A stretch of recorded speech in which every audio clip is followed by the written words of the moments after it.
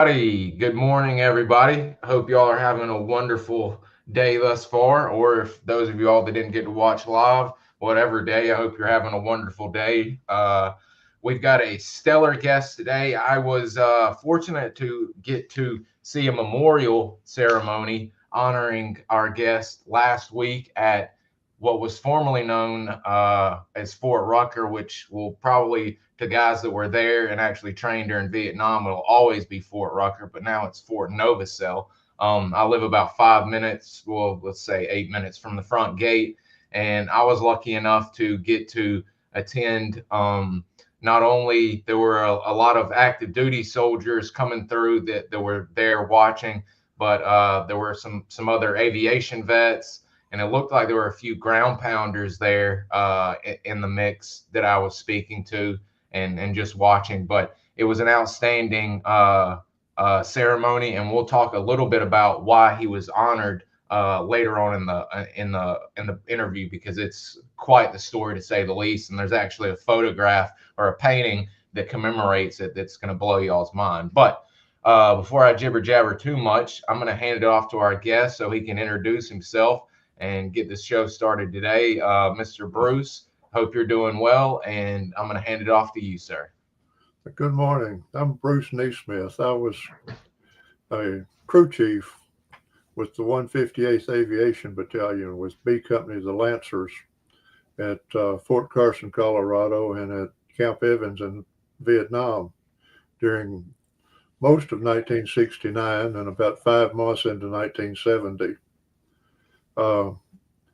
I've got family that has been in the service in years past. My father and 2 uncles are World War II veterans. My brother is actually a Vietnam veteran, and he was in Vietnam a year before I was with the 1st Cav. Wow. And we were both over there at the same time for several months, although we were on opposite ends of the country and didn't get to see each other. Jeez. But he flew with the 1st Cav out of Camp Evans, out of LZ Sally, and into the Oshaw Valley and into Mylock and Quezon and all of the places up there the year before I was there. So he was flying Hueys and such, which you were about to start doing as well? Yeah, he was a door gunner on a Huey Hog on a gunship. Wow. And Jeez. we flew over a lot of the same country, so we can talk to each other about where we were and what we did. That's outstanding. Wow. And you said he was there exactly a year before you got in country, so he had been there, but y'all were still in country for a little while at the same time? Yeah, he went over in January of 1968 and then extended his tour. And I went over in February of 1969. And so we were both over there at the same time. Wow, that's amazing. What and we're always glad to hear about family history, because that's such an inspiring point and moving point. The family history that you guys felt the need to continue on. It was y'all's call of duty, shall we say, for lack of better term. But how did you personally? You've got clearly a lot of family history in the military. How did you decide amongst yourself that you wanted to join, and how did you figure out what you wanted to do when you joined? Well, that was the era of the active draft. Oh And yeah. if you didn't have a college deferment, if you weren't in school somewhere, you were going to get drafted. And I dropped out of school. I wasn't interested in college and got reclassified as a 1A, and figured I'd go ahead and get my business taken care of before I tried anything else. So I actually enlisted in the Army before I had time to get drafted, and took the physical in Raleigh, North Carolina, and they actually tried to throw me out. The doctor said I had high blood pressure and they were going to give me the boot. And I spent some time talking them into accepting me because I wanted to go ahead and get through my military obligation. And I had high always blood pressure. I I mean, had that's always wanted to fly, so I told the assignment sergeant there that I wanted to see if I could get something that would give me a chance at flight duty. And he practically fell all over himself volunteering me for the Huey Crew Chief School, for the 67N20 school. And I didn't know at the time that that was about the hottest duty you could sign up for in country right then. But jeez. anyway, I was designated to go to that school. And when I went to basic training at Fort Bragg, North Carolina, I knew when I went in where I was going when I finished basic training. Wow. So you actually had basic at Fort Bragg. Yeah, yeah. That's interesting. Usually, we've gotten, the Fort Ord guys or the Fort Benning guys that have come through. I don't think we've gotten a Fort Bragg basic training. We might have, but that's very rare. But you had just mentioned. Would this have been the Huey Crew Chief School? Would that have been quote unquote your AIT, or did you go next to an AIT school before? That would have been my AIT. That was that was at Fort Eustis, Virginia, Fort Eustis. which was just up the road from Fort Bragg.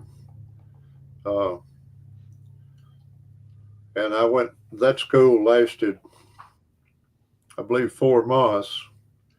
And then when I finished that school, I was sent to the Cobra School to learn how to be a Cobra crew chief. And after I finished the school there, my brother had already gone to Vietnam, so they wouldn't send me to Vietnam right then because I had a relative over there. Oh, wow. And I sat at Fort Eustis as a casual for a couple of months, pulling details and that kind of thing, and went down and talked to the detail sergeant and found myself an assignment to get out of there. And they sent me to Fort Carson, Colorado, to a buildup unit out there. And yeah, that's Fort Carson right there. We went out there I was one of the first 20 people in the company that went into the unit out there. And we stayed out there about 6 months. We got our aircraft out there and we trained and flew all over the country out there in training for Vietnam. And the only way I can figure it out is the high altitude out there was supposed to simulate Vietnam flying conditions, and the snow was supposed to simulate the mud. Jeez, that's interesting with the getting y'all with high altitude. I didn't even think about you flying in I-Corps and how much that would have helped out with y'all's training and everything. And would this have been? And funny enough, this photo, I can't tell you. I've seen a lot of photos from Vietnam. I don't think I've ever seen the door on the side of the Huey before. Well, that's in the world. That's at Fort Carson, and that's the Huey I was assigned there. And we were assigned pilots, co-pilots, basically a full crew. And we flew together at Fort Carson for some months before we went over. And when we went over as a complete unit. The entire battalion went over at the same time. Oh. So it wasn't going through a replacement depot and going into a strange company. When we went over there, we were there with people that we'd made friends with and had bonded with for some time prior to going to Vietnam. That had to make y'all a really, really tight unit, already spending this much time together flying and knowing exactly what the other guy was thinking. I mean, that's a great group to go over with, the guys you had already been training with for quite some time. Well, we were tight, but the only problem is we were all virgins at the same time. Nobody knew anything about what we were getting into. We had basically no experienced people in the company. Our first sergeant was a World War II vet, Ooh. And two of the platoon sergeants had been through World War II, but they were the only people in the unit that had ever been in combat.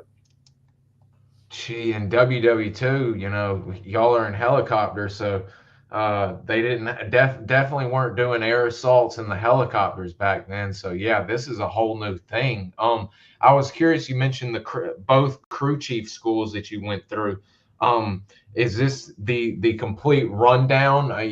Gun school, learning how to direct the pilot when y'all are hovering into an LZ, like everything y'all could possibly need to cover. This is that school. No, this was the maintenance school. Basically, we learned everything about maintaining the helicopter, about the engines and the transmissions and all of the moving parts and all of the electrical components and all that kind of thing. How to work on them, how to change parts out, how to maintain them.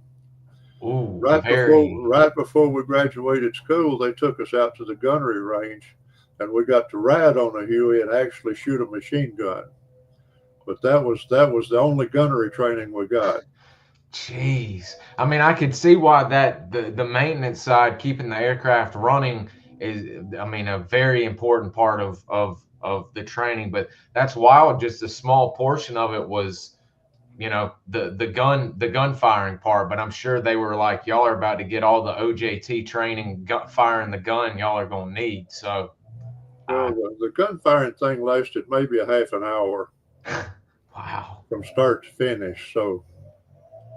Jeez. And are these would these be the same weapons, the mounted M60s that y'all would use, or the bungee cord M60s? Same mounted M60s we used in Vietnam. Excellent. And I notice we'll probably speak about it when we get a little further into it, but y'all had some little nifty modifications that y'all had with the 60s that y'all used. But when you end up finishing the schools and you're at Fort Carson with the guys that you're going to be going over with, you mentioned everybody's going as a group. Where do you, I think you said, was it of March or early of '69 when y'all all went over? We went over on, I believe it was February the 18th of '69 was when our batch went over. February '69 to Vietnam. Wow. Okay, so this is well after Tet of '68, but it's still hot and heavy. '68 and '69 were very, very hot years. When you guys as a group first get over, or first off, do y'all know in country back here in the States where y'all are going to be going before, or are y'all going there and all going as a group somewhere when y'all get assigned? We knew we were going to be assigned to the 101st Airborne. They told us that while we were in the States, but we didn't know where we were going to be. Excellent. And how long from the time all of y'all get in country do y'all have to wait until y'all figure out exactly before y'all end up going to the Lancers? Well, we were the Lancers. We were the Lancers at Fort Carson. Okay, before we ever went over. Okay, so the Lancers were really stood up. I think y'all have the designation of being, besides maybe one other group, as being the only group stood up for Vietnam and stood up sending to Vietnam. There's some kind of worded description that I think that is attached to y'all. I need to look and find that. That's crazy. Y'all were already the Lancers. Okay. Yeah, we were already the Lancers. We stood up as the Lancers and went to Vietnam as the Lancers. Wow. Very, very interesting. Already the Lancers. And you mentioned being with the 101st, which y'all would be Company B, the 158 Attack Helicopter Battalion. Where exactly y'all know y'all are going to be in I Corps because the 101st is mostly up there, but y'all have no idea exactly what real estate y'all are going to be occupying and flying in yet. In all honesty, we didn't even know where I Corps was. Nobody told us anything. Wow. Jeez, I can't even imagine what it's like for y'all getting up there and trying to figure all this out. How soon when you guys are how long before y'all officially figure out everything and end up where y'all are going to be operating out of? Well, we got there, and it took about a month for our helicopters to get there, coming over on the ship. Wow. So we spent a month getting our company area assembled and sandbagging and getting everything ready. So our company area was brand new. I mean, they bulldozed out a flat spot on a hilltop, and the CBs came in and built hooches and built our maintenance hangar even after we had moved in, while we were moving in. And yeah, that's the aerial view of our maintenance hangar to the left, and the part of the company area over on the right side. That's the motor pool area. But we were on two separate hilltops. We had one hilltop where it was the company area. The other hilltop was the ramp and the hangar area. Wow. That's the ramp area up there. You've got the mouse on right now. Wow. But that's a lot. That's a big compound for y'all. That's I didn't realize how vast it was. Well, Camp Evans was a huge complex. That was the entire 3rd Brigade of the 101st was based out of Camp Evans. There you go. Wow. Jeez Louise. And was looking with I mean, the mountains aren't too far off. That's the I've forgotten the name of the mountains now, but that's the mountains looking over into Laos. When you fly over those mountains and go about 3 more little ranges in there, you're in the Ashau Valley, and then from there you're directly into Laos. Oh man, wow. Was there much trouble with attempted rocket and sapper attacks on the compound while you were in country with them? It wasn't bad. We had a few rocket attacks, but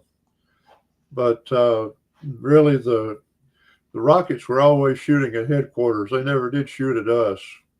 We would, when the siren went off for a rocket attack, we'd grab a 6-pack of beer and a lawn chair and go sit on top of the bunkers and watch the rockets fall. Jeez.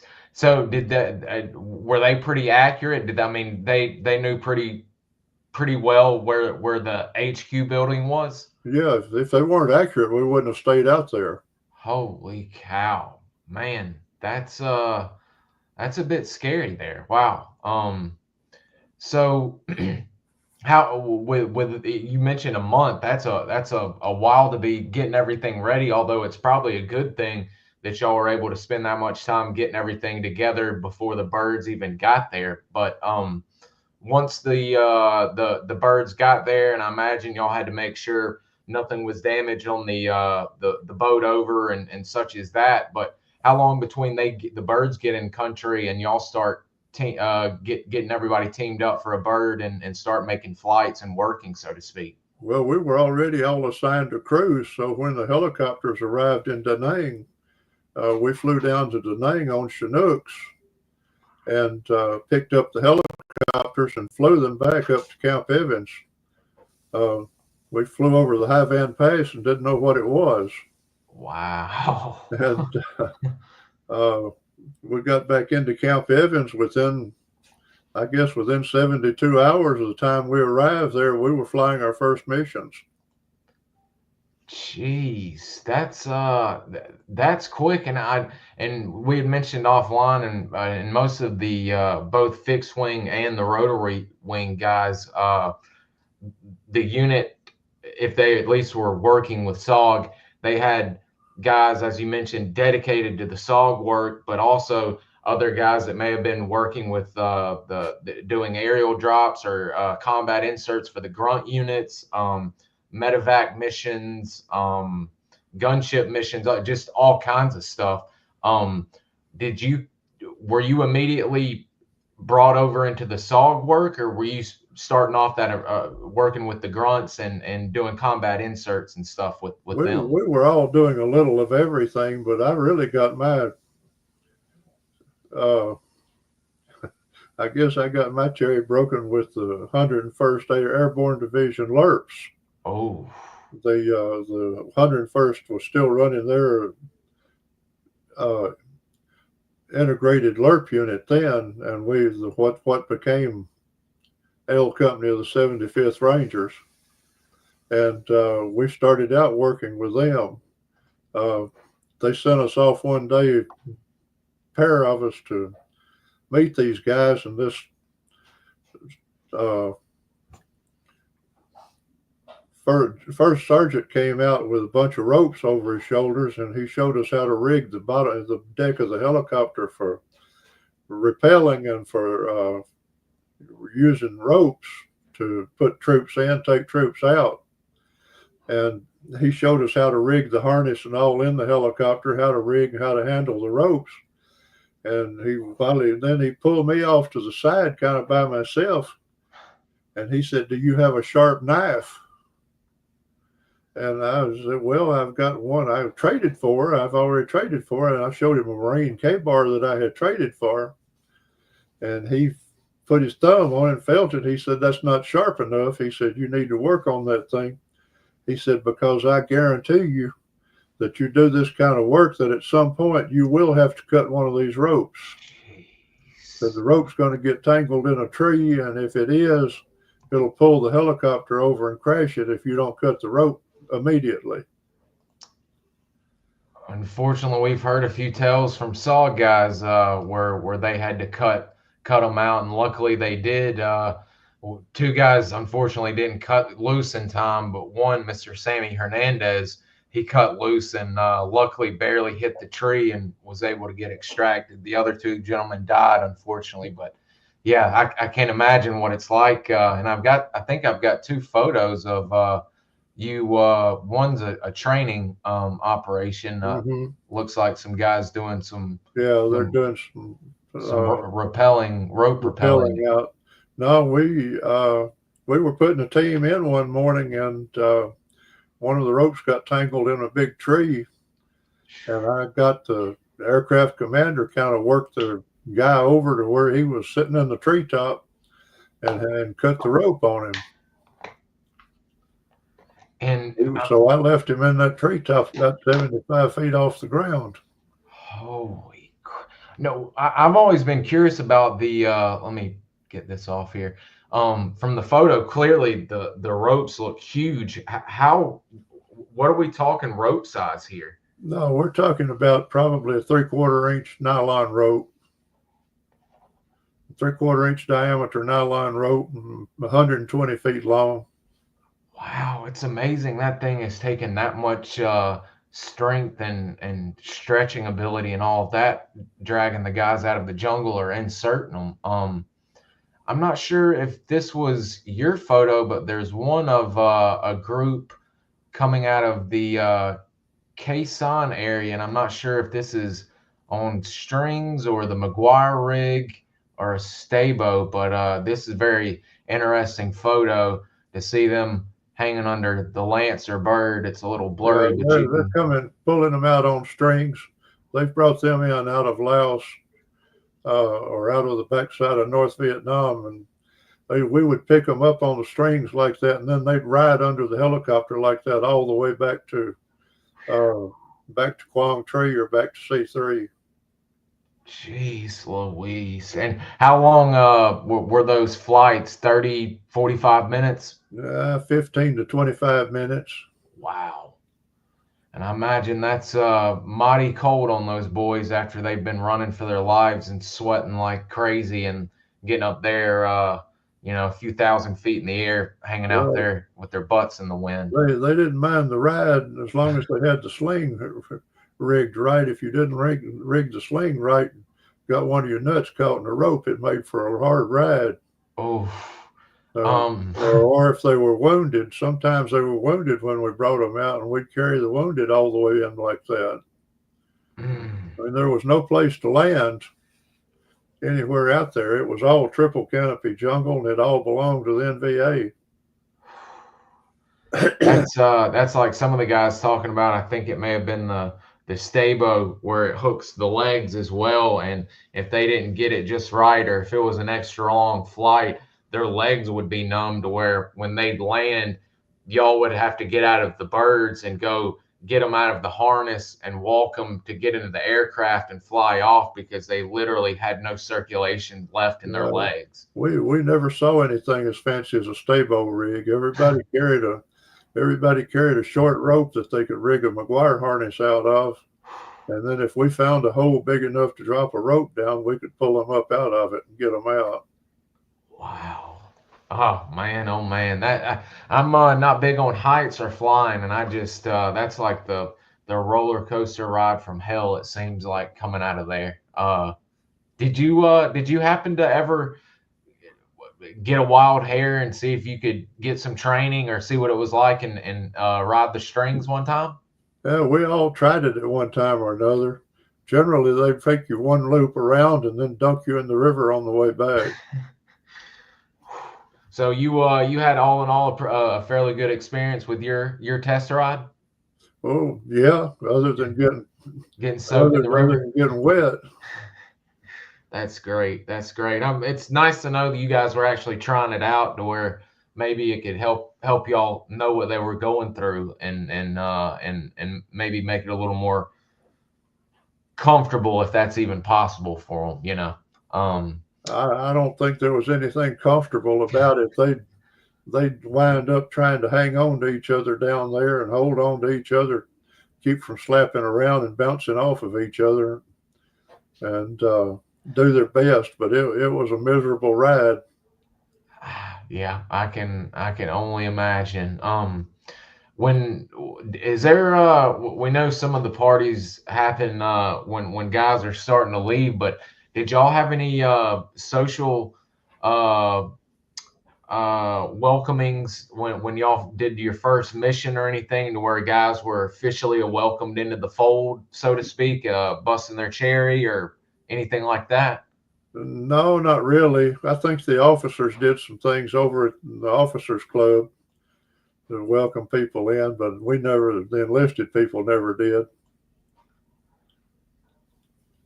That's in the officers club, and basically the officers and the crews would all get together over there and party at times.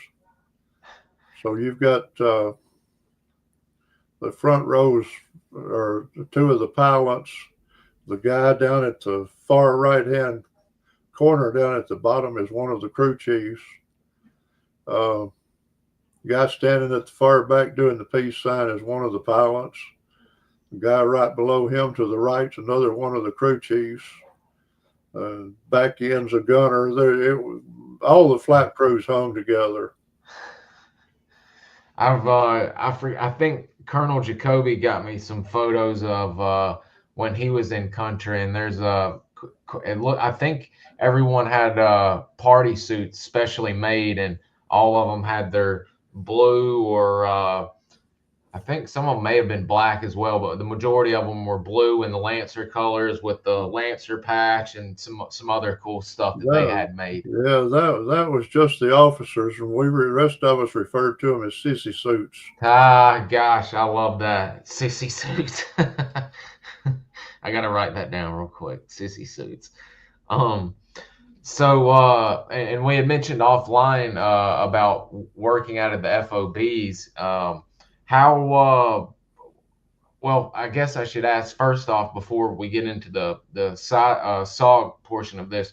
Uh, where were your flight duties mostly coming out of? Were y'all flying missions, getting a mission report or whatever, saying you need to be here to do this or that, and leaving straight out of Camp Evans, or were y'all going to a launch site, so to speak, not associated with SOG, but doing something and then going to help the grunts or inserting teams or how did that work? Sometimes we'd route straight out of Camp Evans for a combat assault or resupply mission.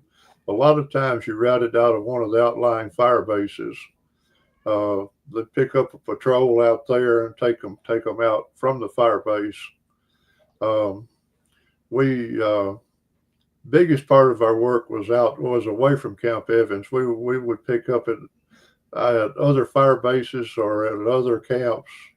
You had LZ Sally and LZ Nancy at the compound at Quang Tri, at the compound down at Fubai where the 101st Division was operated out of, and then the various fire bases in the area, Birmingham, Birch's Garden, Currahee, Stone, Vagel. ripcord, eagle's nest, airborne. That's in the floor of the Alshaw Valley right there. Was fire, what they called Fireplace Currahee. Wow. That's Hamburger Hill in the background. You've got a few good shots of Hamburger Hill I'll bring up here in a minute, but I was curious about where Currahee was. This looks like a gnarly piece of real estate that a hell of a battle is just had there been a battle like literally just taking place, considering there's stuff burning back here still? Well, they call that Firebase Currahee. I'm not sure what that fire was back there, but excuse me, Currahee was sort of the forward staging area when we made the push into the Oshaw. That spring, when we first started flying, the 101st was going into the Oshaw, and we ran combat assaults all the way out there, going into the various fire bases, going out Highway 547 as they tried to open it up into the Oshaw Valley. And I believe that's Birmingham. Gosh, that's did y'all did the Lancers have a group of loaches that y'all worked with? Did you ever work with a loach, like a high-low team or a pink team, I guess they called them? We did. That was part of our duties at times. We didn't have any loaches. We had 20 Huey slicks, but occasionally we'd get a pair of slicks assigned to a pink team or a hunter-killer team, would follow the loach and the cobras out. And if they made contact and if there was a place for it, we'd try to put the team in. Gosh, I mean, it's we've gotten so used to hearing from the recon guys side of things. It's amazing just what all y'all were doing. And you had mentioned the air assault, and I'm trying to find a photo that you have is a great look at what a combat assault looks. Y'all are inserting a team on, it looks like on top of a mountain or a fire support base to take up positions, and I'll keep looking at it. But up there where we were, everything was the top of a mountain. Yes, sir. Pretty much. Here's let me pull this one up. There's an even better one that's literally in the heat of the battle. But could you while we had just shown the Ashaw Valley, Hamburger Hill in the background again. We were loading up a combat assault, go up Hamburger Hill. Oh my God! So that right there is actually Hamburger Hill. Yep, that's actually Hamburger Hill back there. Holy cow! Jeez, look at their packs. My God Almighty! Yeah, they'd carry 100, 120-pound packs. There's ripcord. Yeah, geez, you've got some great photos. Could you tell us a little bit about what in your time frame in '69, because we know from the guys from SOG, Force Recon, and the Rangers perspective, speaking about being in the Ashaw Valley, and it was a nightmare for all three of them. It didn't matter, if it was SF with SOG, the Marines, the Rangers. They all said it was dangerous and tough and had many a heavy battle. Could you speak about what it was like for you flying over, inserting teams, extracting teams out of the valley, and what it was like to be in that hellacious valley? Well,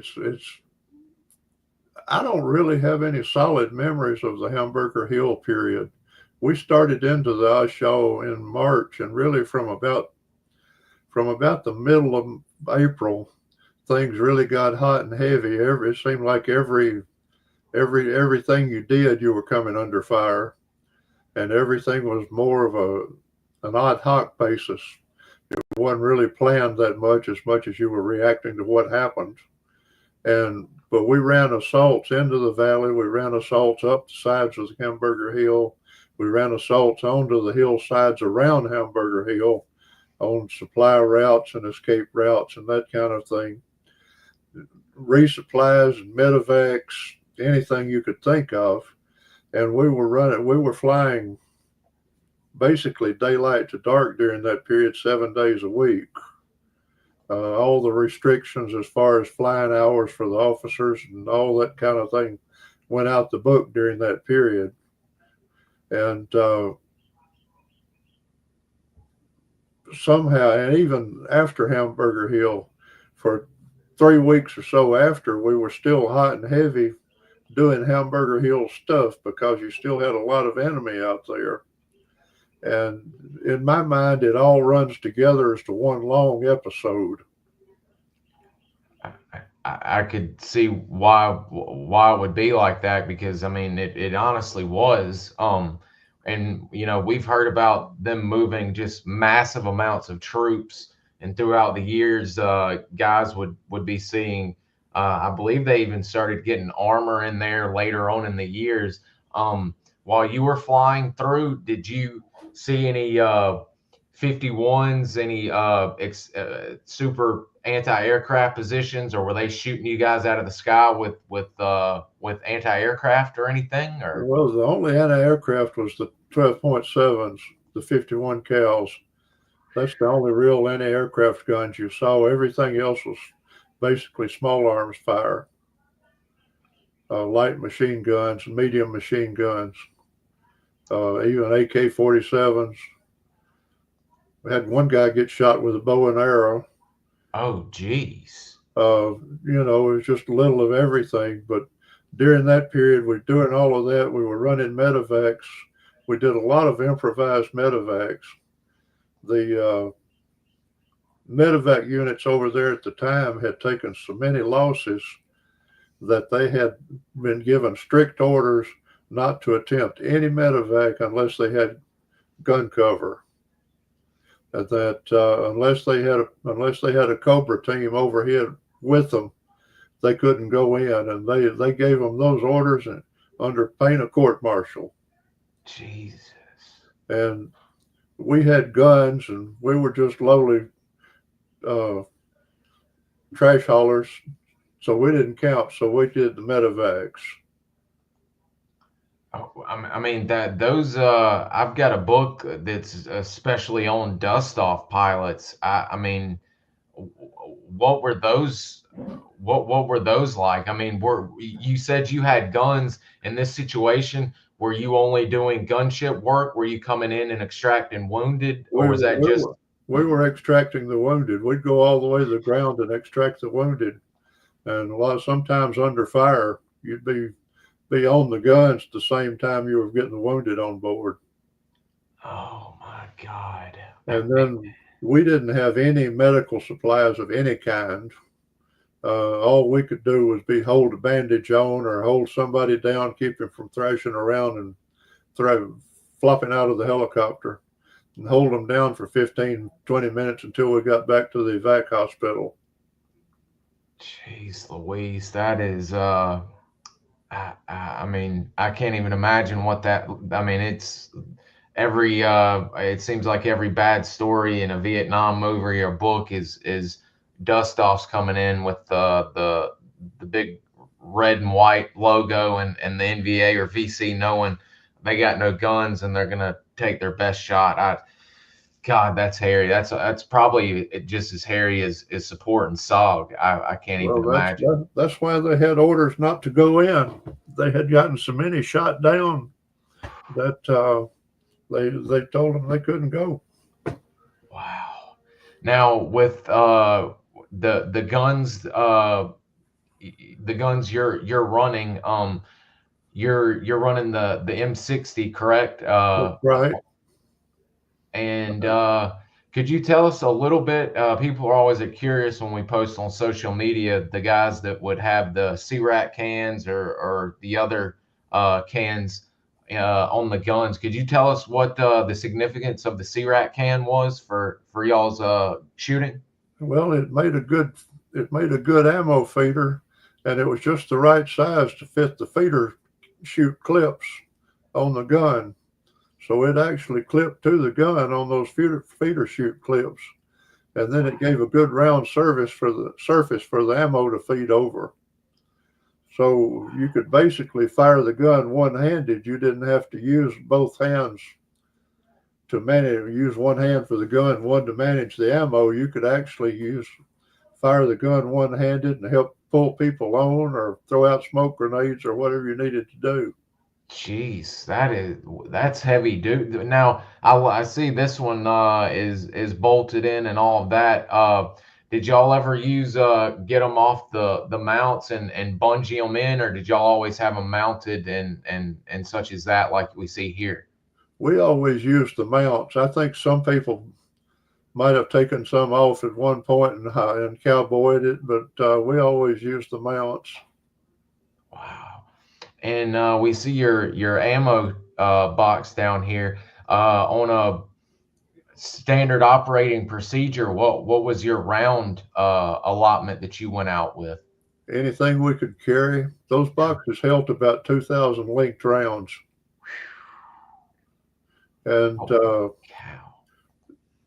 usually it took 4 or 5 consecutive missions to find the bottom of a can. But I have fired off a single burst that I estimate is over 1,200 rounds.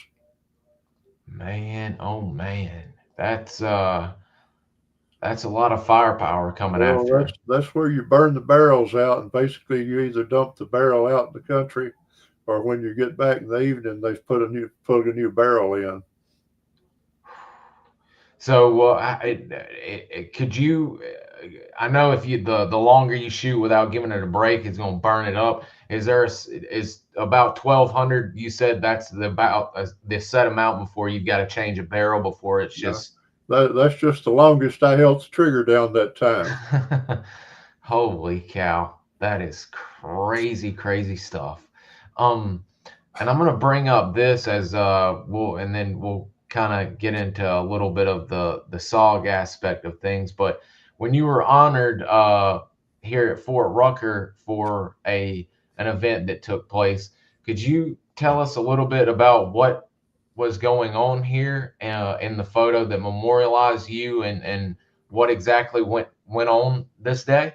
Well, that was one of those days that it started out. We were the backup ship for a SOG mission that morning, and it all went off according to plan, and we didn't have to do anything. And when we were coming back in that afternoon, we started hearing radio traffic about helicopters being shot down up on the DMZ. And the closer we got, the more interesting it sounded.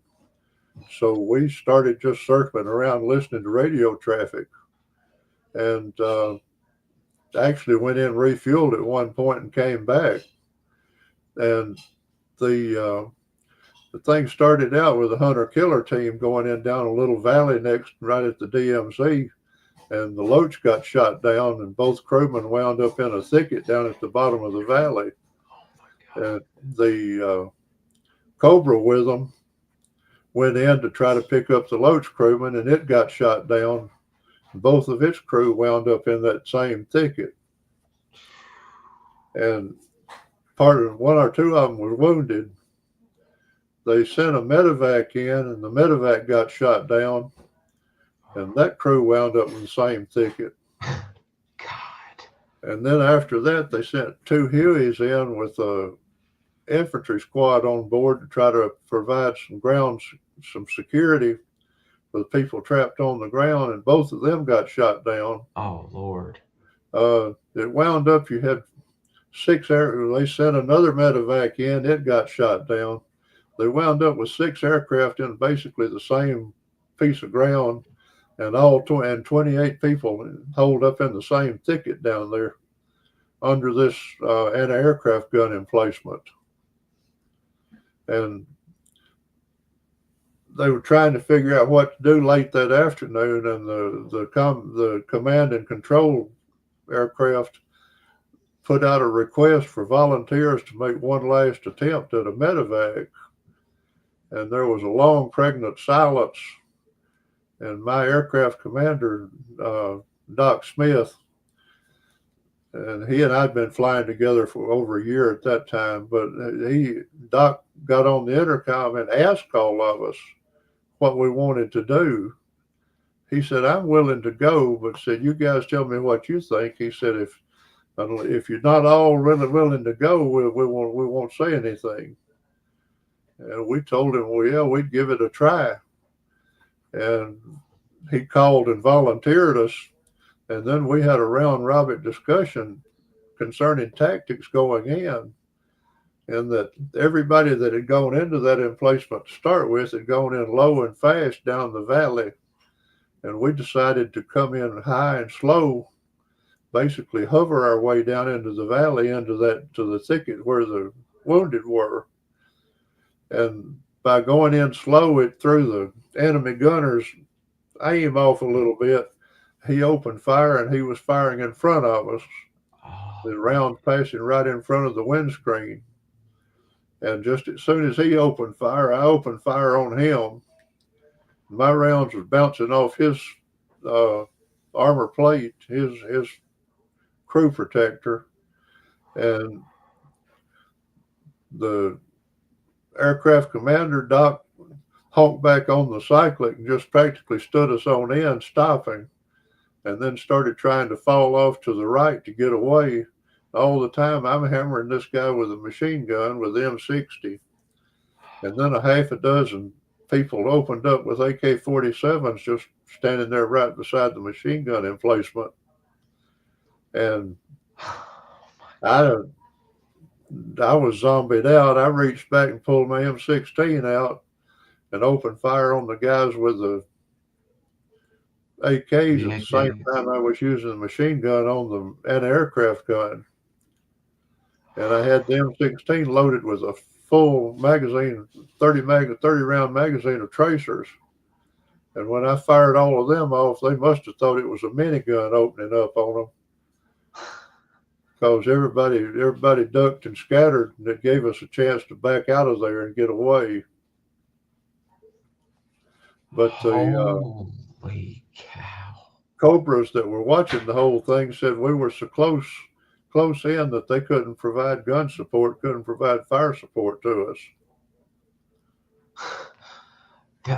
I mean, so did you hit the gunner behind the plating, or was the plating clear well enough around that it absorbed all of your 60 rounds? No, I put enough rounds in there that some of them got through. I think I put him down, and maybe his gunner and maybe his loader too. Holy cow! And I think I got a couple of the guys on the AKs. And you mentioned this is above a valley, so this was literally a setup trap position for you guys that may have not been paying attention and flying, for them to just open up on y'all and catch y'all and put y'all down. No, these people had actually set up a helicopter ambush.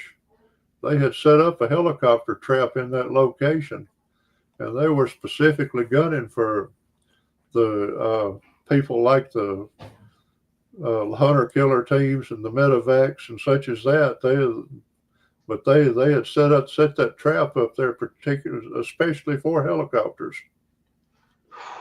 And what became of the 28 down below? They got them out that night.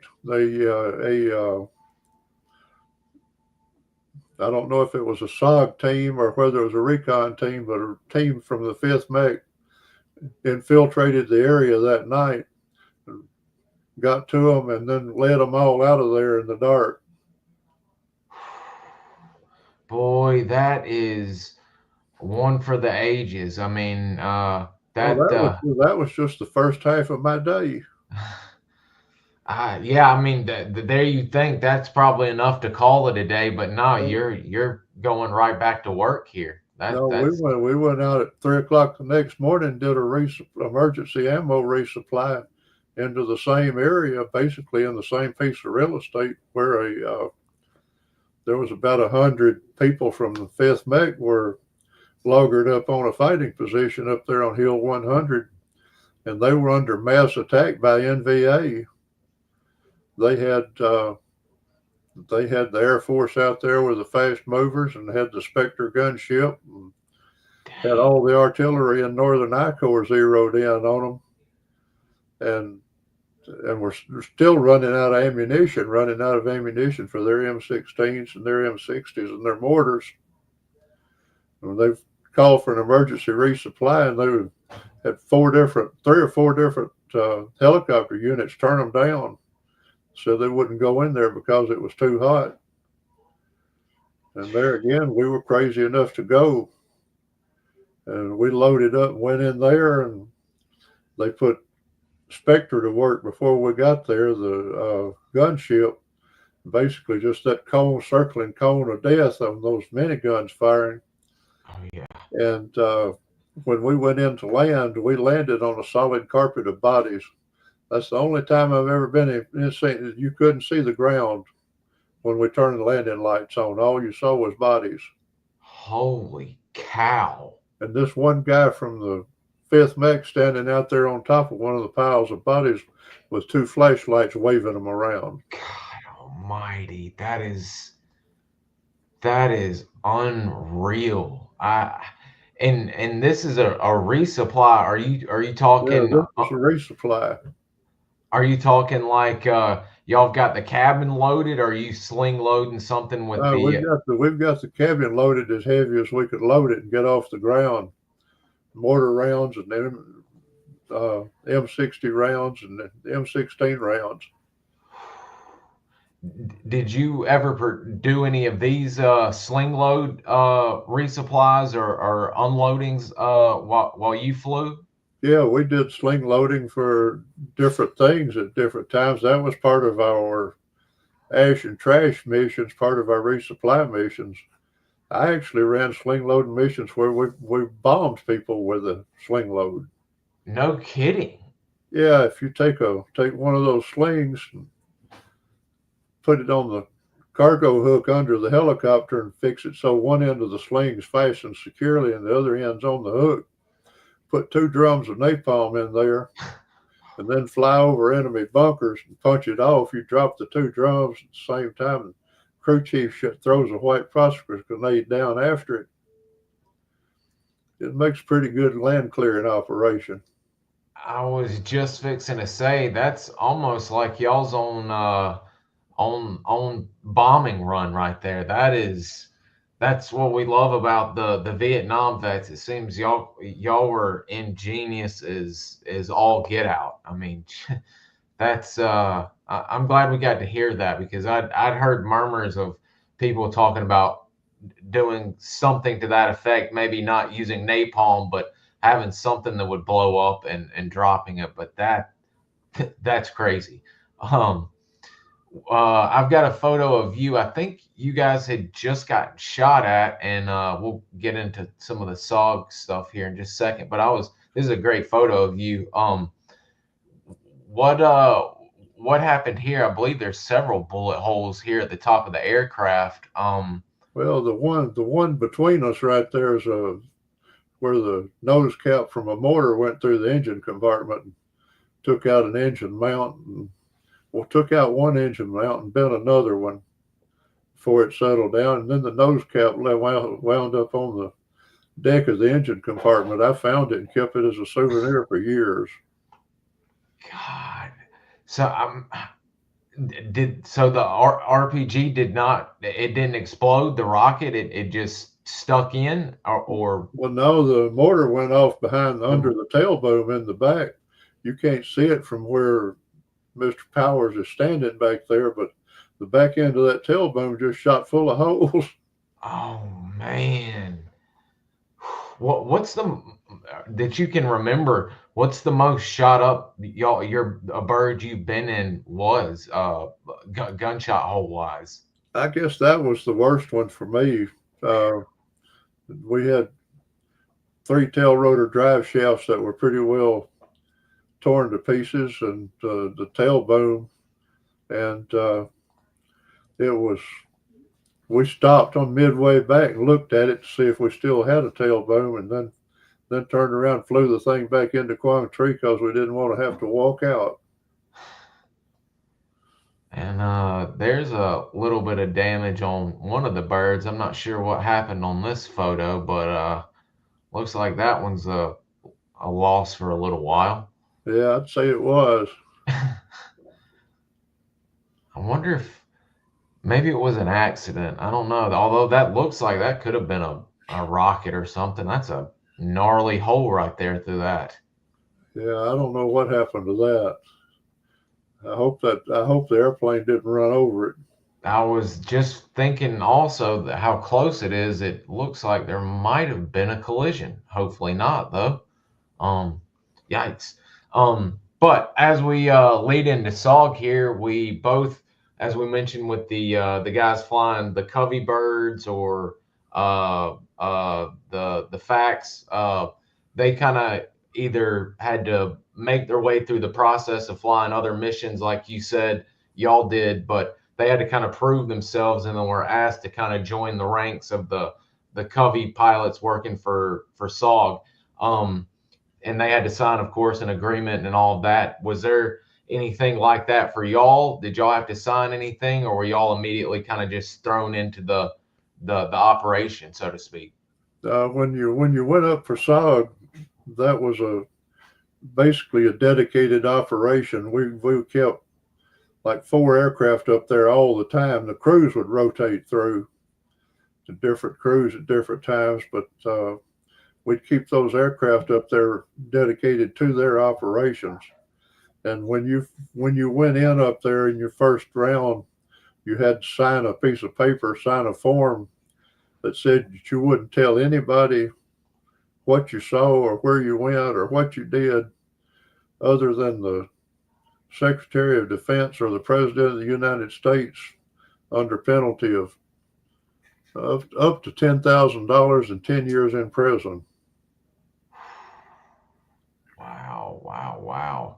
And then immediately after you sign that, y'all are kind of thrown out into the mix, or y'all get a, I don't even know how to, a run through of what y'all are going to be expected to do, so to speak? No, nothing other than the position you were supposed to go to. They'd give you a set of coordinates or give you a map detail and tell you where you were supposed to go. And then that's where we went. Of course, with SOG, anytime you went out with SOG,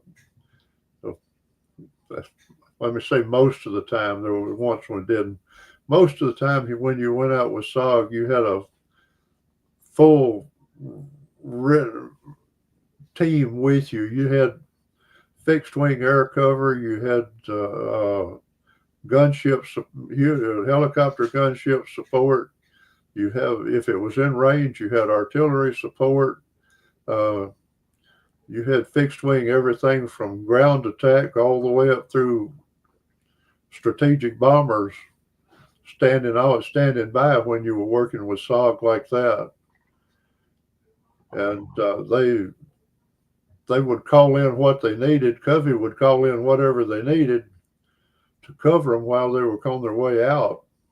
Then when they hit a spot where there was enough of an opening in the trees or enough of an opening for us to land, we'd go in and pick the team out.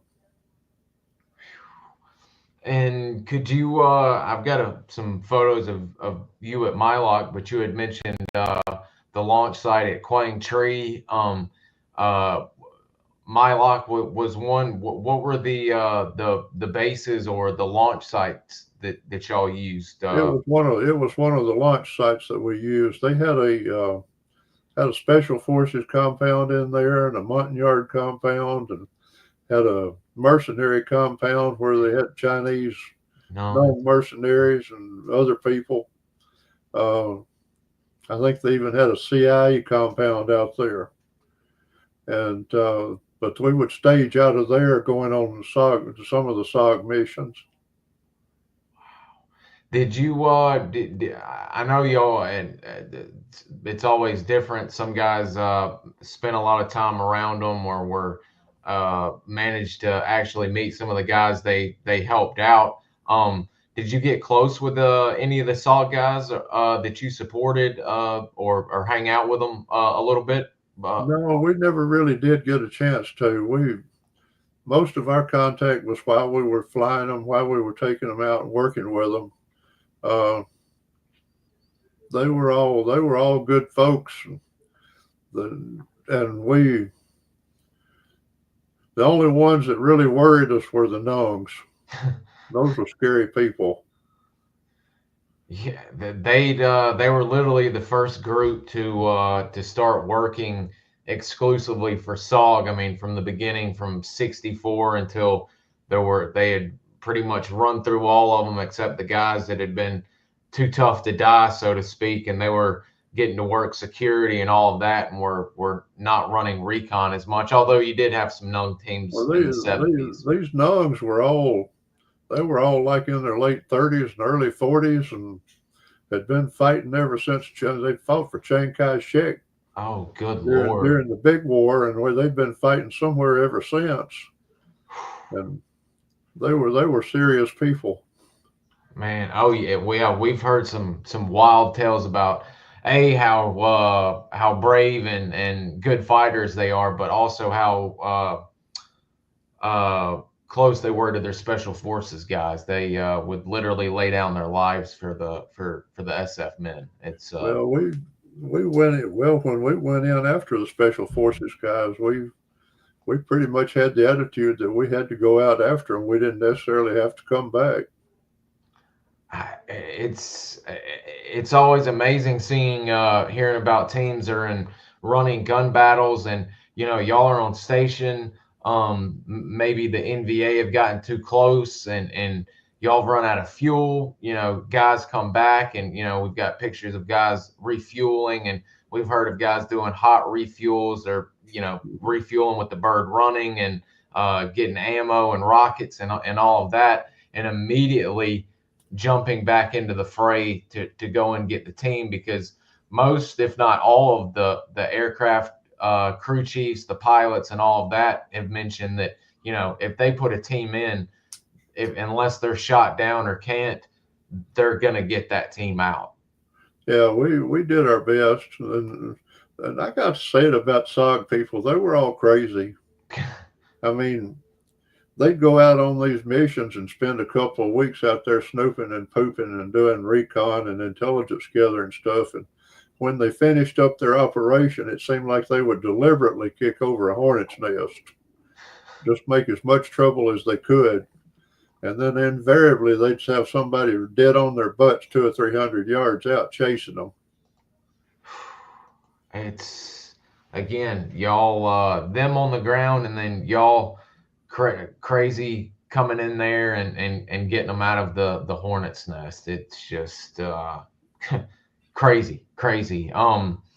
With is there a particular CCN operation or extract or insert that really sticks out in your mind as being a wild one for any particular reason?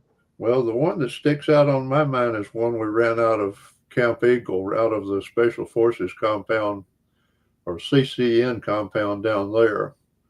And we had gone down there in the morning to be standing by to pull a team out when they called for extraction.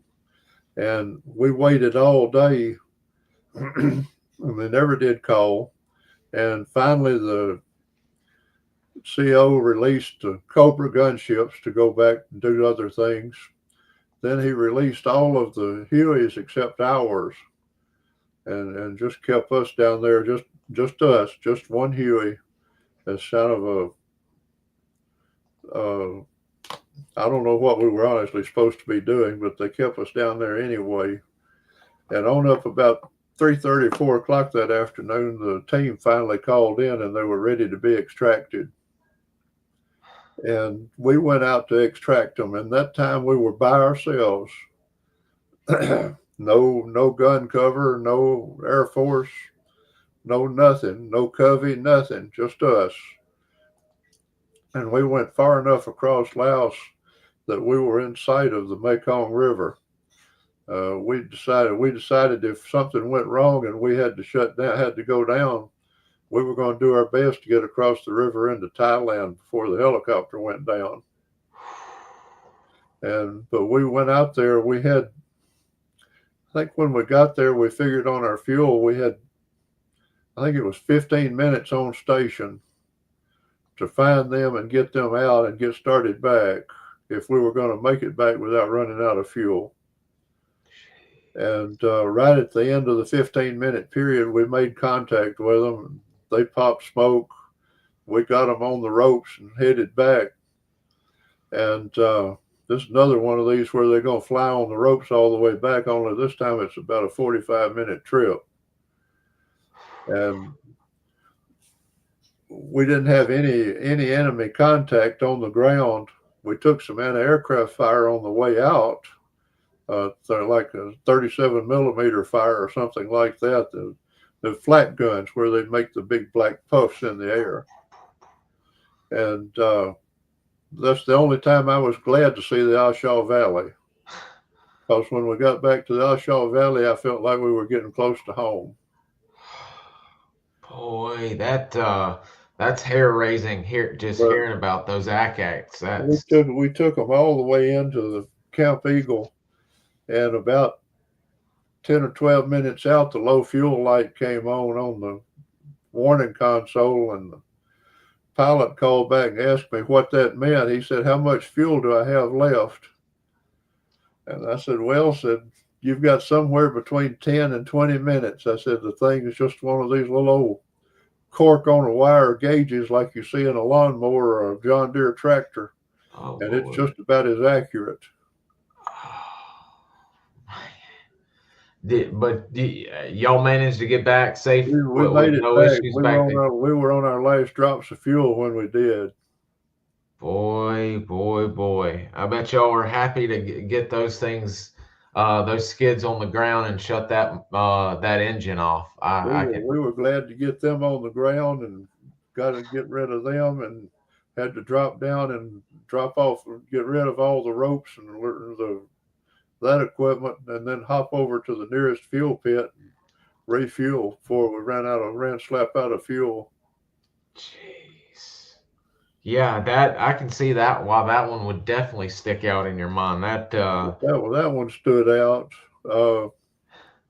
Another one that stands out is the one where we got the wrong color bandanas. The teams of the Vietnamese teams, or heavy Vietnamese teams, would go out and they'd give them a bandana. They'd give all of them a blue bandana or a red bandana or something like that.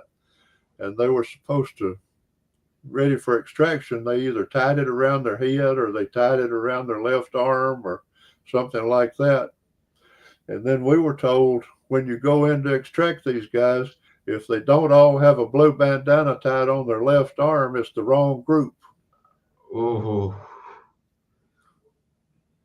And let me guess, did only one of them have the wrong bandana, or was it the entire group? The wrong bandana, you were supposed to light them up. Oh, Lord. Well, how'd y'all remedy this situation? Did y'all leave them, or did? Well, if they had the wrong bandana, they were the enemy coming in trying to get on board. Oh, okay. There you go then. So no, you quickly fixed that situation. We'd take them under fire and disappear. The hairy part was in the late afternoon in the shadows and the deep jungle and all. They coming out of the jungle running towards you, and it's hard to tell what kind of bandana they've got where until they get close to you. Boy, I mean, that was always nerve-wracking, even with Americans on the team, because I heard sometimes the crew chief or either the pilot would be like, you need to have an American step out first because, we've got jumpy, and we're all jumpy, and we don't want to shoot up your endage or what have you. So that had to be terrifying, making the right call, and especially if they're running out at dusk and you can't see a dadgum thing. And next thing you know, it's the NVA charging or what have you. Lord have mercy. They would go in NVA uniforms and the NVA equipment. So the only way you could tell them apart was where they had their bandana. Lord. That's, boy, y'all saw some interesting stuff. Not only doing y'all's ash and trash and combat inserts with the normal 101st, but with these SOG missions, I mean, good Lord. Yeah, we got to do a little of everything. With the SOG, we went everywhere from up the backside of North Vietnam, up into the Plain of Jars in Laos, and all across into Laos, and then part of their stuff was in the far side of the A Shau Valley, and anything they were interested in. Was the furthest south you guys would go would be like southern Laos or middle Laos? Y'all never Well, the further south we worked was the kind of the lower end of the A Shau Valley, just south of Hamburger Hill. That was from there north to the DMZ was pretty well our operating area. What a dangerous AO y'all are operating in right there.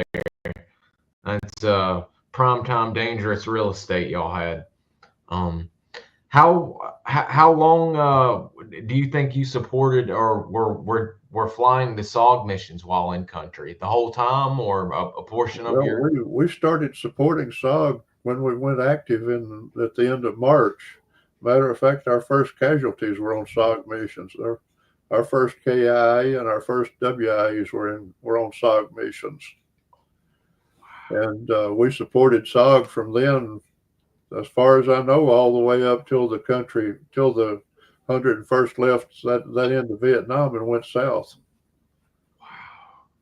That's, I mean, y'all are pretty distinct, standing up, in the States and going over as a group and supporting SOG from the get-go. That's, it's always interesting getting the different sides of the SOG spectrum from the guys on the ground, the guys, in the intel department, the photograph department we've had on. It's very interesting learning about the different aspects and what the different cogs of the SOG will entailed. And especially, like you said, you guys were supporting right off the bat. That had to be very wild, especially in the hot years, like we said, of 69 and 70, when everything was changing and tons of NBA were moving south and into the valley and all of that.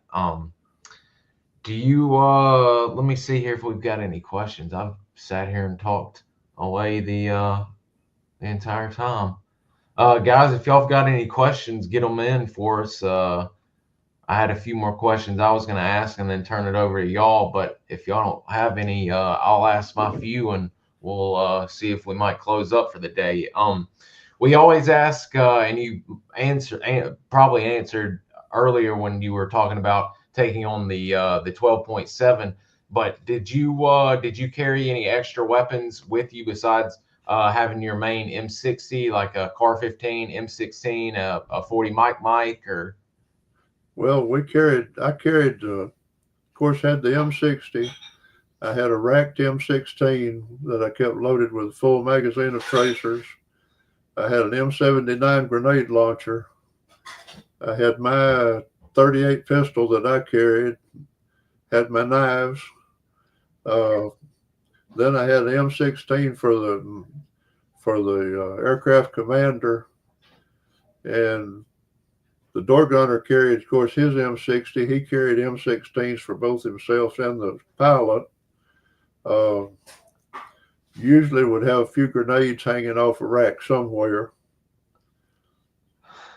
Y'all were ready for bear, especially you with your 16 and your M79. I heard I was speaking to a door gunner Monday, and he did the exact same thing. He didn't carry an M16. He carried a 45 instead of his 38 and an M79 chopped down. I got pretty good with the M79. You could loop around right in where you wanted it with that thing. That's what he said. He got to be a fan of the. He carried HE, white phosphorus, and I think he even got some flechette rounds from the Project Sigma guys. And he said with those three, he could knock out whatever he needed to knock out. And especially with it chopped down, he said he carried it out a few times with it full size, and it would get hung up, and he got to where it just wasn't feeling right. He chopped it down, cut the handle down a little bit to where it's almost like a sawed-off shotgun instead of the pistol. And he got to where he said he could knock the wings off a gnat at 20 meters. So you could get pretty accurate. You could get accurate way on out there if you practiced enough where you knew how to lead the round. Oh yeah, ain't that the truth? We've heard quite a few stories of the designated M79 indigenous guys being just lethal, and that's literally why they carried it as their primary weapon. I mean, they could just put them down range like somebody with a modern day 79 or what have you that's got a few rounds in it. They just drop it, boom, drop it, boom, drop it, and just get them down range fast as you could. Um, that's all. I like the M79s and hearing about you guys using them. They seemed like they were great weapons.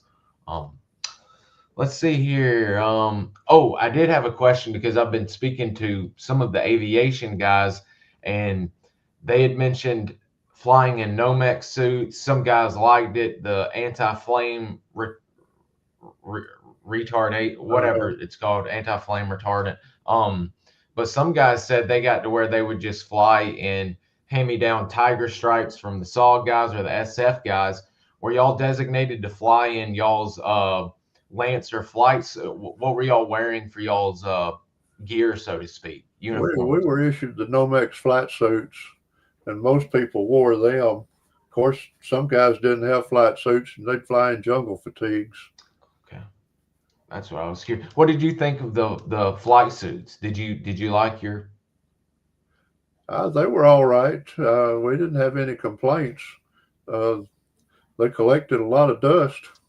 That I was about to say that's what one of the complaints with one of the guys that wore his. He said it didn't. Everybody was always saying that they wouldn't hold up well, and he said he got shot down one time and ran through the brush and all of that, and his held up reasonably well. It didn't tear or anything like that, and he rocked and rolled for a day or so until he got picked up, and he said he had no complaints. In fact, he said he probably when he went down, when a little flame happened, he said it probably helped him out having it on instead of his tiger stripes he normally wore. So all goes with oh, hang on, we did have a question. This is an individual that's looking for his grandfather. He was a Covey supporting CCN. Did you work with FACS while y'all were out? Covey pilots like from 21st Task, the Pleiku FACS? Well, of course, the way we operated, the fact was the on-site commander. Covey would be the on-site commander, uh, not necessarily the pilot, but he'd be riding. He'd be riding in the aircraft with the fact with Covey, and he would actually be managing the operation as to what fire was called in, and what air cover was called in, and who did what to whom, when it was time to try to extract the team, all of that kind of thing. He was kind of the stage manager for everything. Running the So ball game, I think, is what they used to call it. yeah, so you were on the radio with they were on the radio with the fact, practically all the time. In your headgear as a crew chief, are you hearing all of this? Or are you just hearing inner squad what's going on in your bird? We used to listen to all the radio traffic. That way you knew what was going on around the area and what was happening. If you couldn't listen to everything, you didn't have any idea what was going on. You were just sort of lost. But Absolutely. listening to the Covey and listening to the other aircraft, listening to people on the ground, you kind of knew what everybody's situation was and what you were getting into. We've there's the honor of somebody uploading quite a few. I think there's actually 3 SOG missions that John Plaster recorded that are online, and then there's some several others from grunt units being inserted and extracted. And I get chills hearing the the craziness in the voices of everything going on, and I can't understand and still today how y'all were able to learn the skill of being able to keep calm and listen to people's voices and understand all of what's coming into y'all, because halfway through the video I'd forgotten who was who, what was going on and where this bird was. I mean, it had to be hectic up there sometimes. It was all plain at the time. Now, when I listen to it now, I can't tell what's going on. But when we were doing it, it was all just as plain. You understood everything that went on. Wow. And did whatever else you were doing, whatever you were supposed to be doing at the same time. That's one thing that's truly amazing with you aircraft guys, is for y'all to be able to take it all in, keep it all straight, and know exactly what's going on where and when you're supposed to be doing what you're doing. It's truly like watching a maestro at work out there. It's a beautiful thing when it all comes together like that. No, anything we were doing, we'd listened in. That's like running a flare mission. If you were on running flares, if you were listening to the people on the ground, you knew when to punch the flare out. You didn't have to wait for somebody to tell you.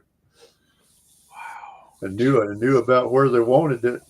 So, man, oh man, that's and what's crazy is we recently found out, or not recently, but I recently found out by asking quite a few of the Covey riders that we had, and even some of the facts. I was like, did they train y'all any sort when y'all started supporting SOG missions? Not at all for the pilots. And asking the Covey riders, was there a Covey rider school or a little training? He's like, no, you knew how to read a map. That's why you were picked, because you were a good 1-0, and you learned how to listen, like you just said, of what was going on, what I needed to do, and who I needed to direct to do what they needed to do. I mean, it's crazy. Well, that's the way we were trained. They just threw us out there in the deep end and told us to do what we needed to do. OJT at its finest. Right into the deep end. It looks like everybody's been listening in closely. We didn't get any more questions, and if I get any, I will write them down and get to. I'm sure once I get off, I'll look at something and realize I forgot to ask you. I'll mention to you that I wrote a book. Oh, yes, please tell us about it. I didn't know you had. Some of my experiences, Huey War, and it's basically just a series of stories, vignettes of things that I got involved in and did and took part in my time in Vietnam. That is amazing, and I think I might have had an early edition. I need to check my files and see. I think I may have got an early PDF version of that. But now that I know that you've got an actual hard copy, I'll be buying that, and is it on sale on Amazon? Through Amazon, it's excellent. You can buy a hard copy, a paperback, or listen to it on your Kindle. Excellent. Well, I'll be adding that into the show notes. And before we let you go, I did want you to, if you could, tell us a little bit about what you thought about the event at Fort Rucker that we were all at. How did you? I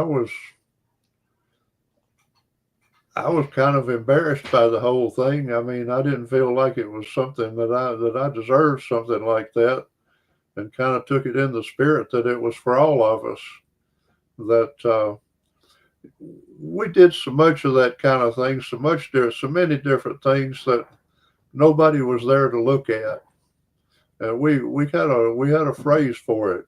We said, you got medals for doing stupid things in front of witnesses.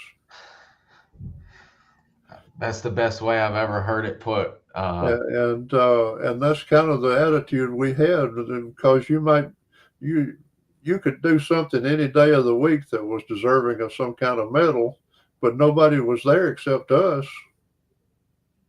We were, we just kind of out by ourselves, and these things happened.